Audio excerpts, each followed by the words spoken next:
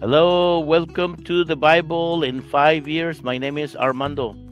We are reading the Bible in chronological order, and it's going to take us a few years. It's more than 500 stories. But this project podcast is aimed for people who have never read the Bible. They don't know what the Bible says, they're not familiarized with the Bible. That's right, this project is for you if you're not familiarized with the Bible or you have never read the Bible or don't know anything about the Bible. Stick around and find out more. At the end of the reading, I will give a longer explanation. Also, if you're a Christian, stick around too because I have something to ask from you. Let me change the music so we can do a reading of today. This is the second part of from yesterday. That was part. Today is the second part of the reading. All right, day 284, Korah's rebellion, part 2. Numbers chapter 16 from verse 25 on. So Moses got up and rushed over to the tents of Dathan and Abiram, followed closely by the Israelite leaders. Quick, he told the people, get away from the tents of these wicked men and don't touch anything that belongs to them. If you do, you will be destroyed for their sins. So all the people stood back from the tents of Korah, Dathan, and Abiram. Then Dathan and Abiram came out and stood at the entrances of their tents with their wives and children and little ones.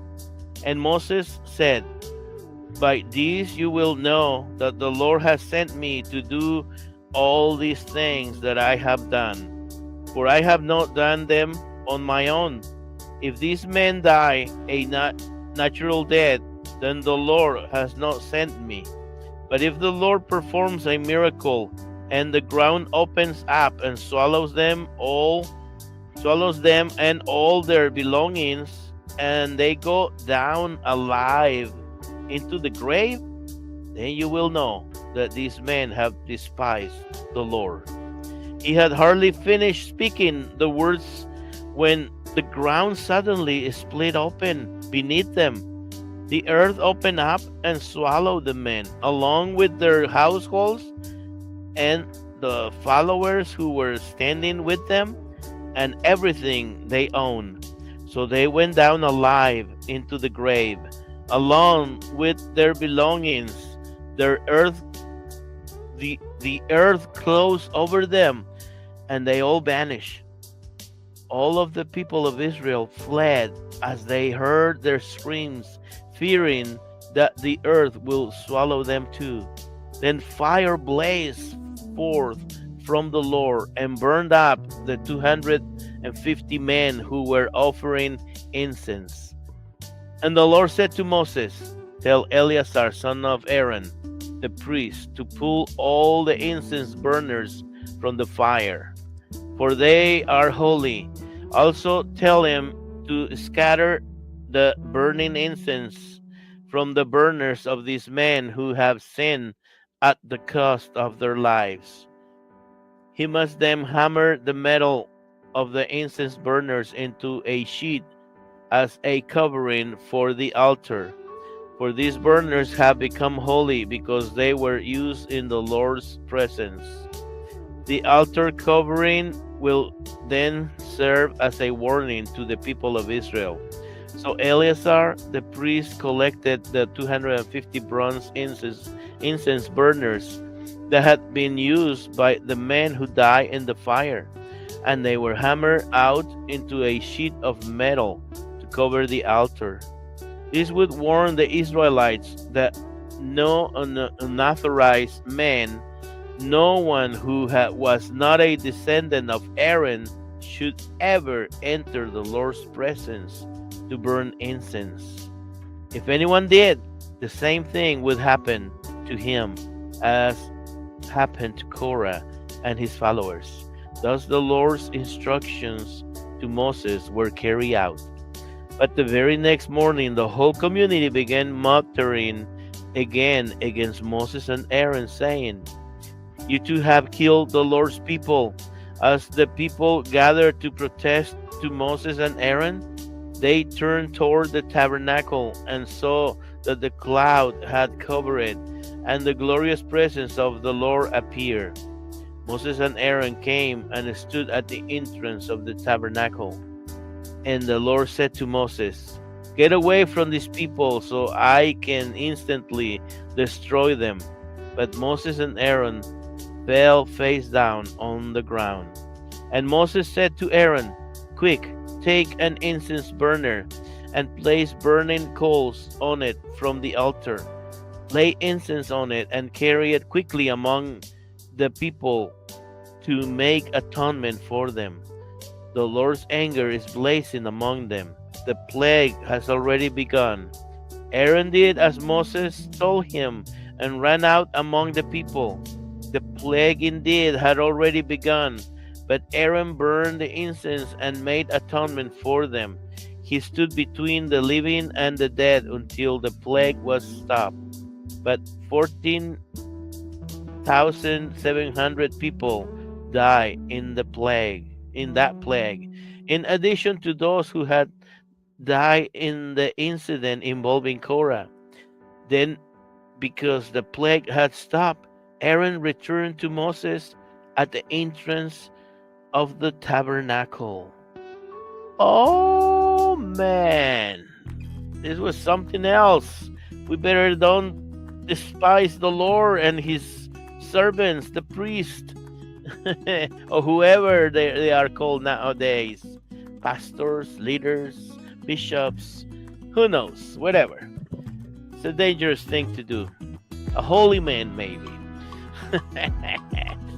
Okay, this is the Bible in 5 years, and we are reading the Bible in chronological order, and it's going to take us a few years, but that's okay. Don't fret. Don't get afraid. We read stories that they're short. That's right. We don't read long stories like 2 or 3 chapters of different books of the Bible. No. We only read few verses here, from 3 verses to 30, sometimes 33, 34. But like this story, we divided it in 2 parts. Each part was 25 verses, so it will complete the 50 verses. That's right. And why do we do this? So we can remember what we read.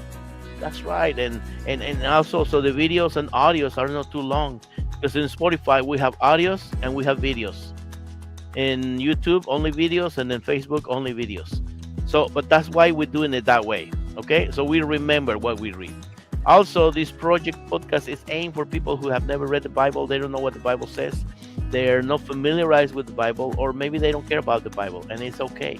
We're not going to judge you here, or we're not going to criticize you. Not at all, because this project podcast is for you, exclusively for you. So take advantage of that. So you get familiarized with the Bible. You get acquainted with what the Bible says in a form of a story. Yeah, I mean, might be boring in some areas, or you're not familiar with. But once you're listening more and track of it every day, you will be like, okay, I get it, I understand, because you've been following the little stories that become a bigger story.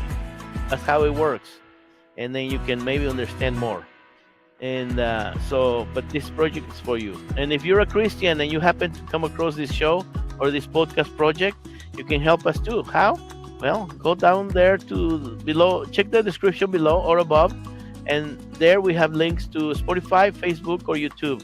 Go to those platforms and become subscribe and like the shows or like the channel, and click on the reminder, which is a little bell. Why am I asking you to do this? Because the famous algorithm will help us. So the show, this kind of programming, Christian programming or Bible reading programming, will get promoted. That's right. And so this, and then the algorithm, sometimes it takes little clips from shows and it presents them to you, and sometimes it's not people doing it. It's the algorithm that does that automatically, and so if you can help us that way, and then more people can get exposed to programming like this and no other programming who won't benefit them in any way. So that's why we're asking you to help us that way. That's right. And we are fulfilling our commission here if we do that. And let us know where you're listening from or where you're watching from. Thank you. Oh, we also record them in Spanish.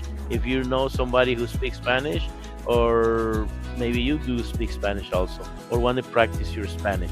And as beautiful as I read in English, which is not so, same way I read in Spanish. Very beautiful, very good. I'm not a good reader, but I'm doing my best.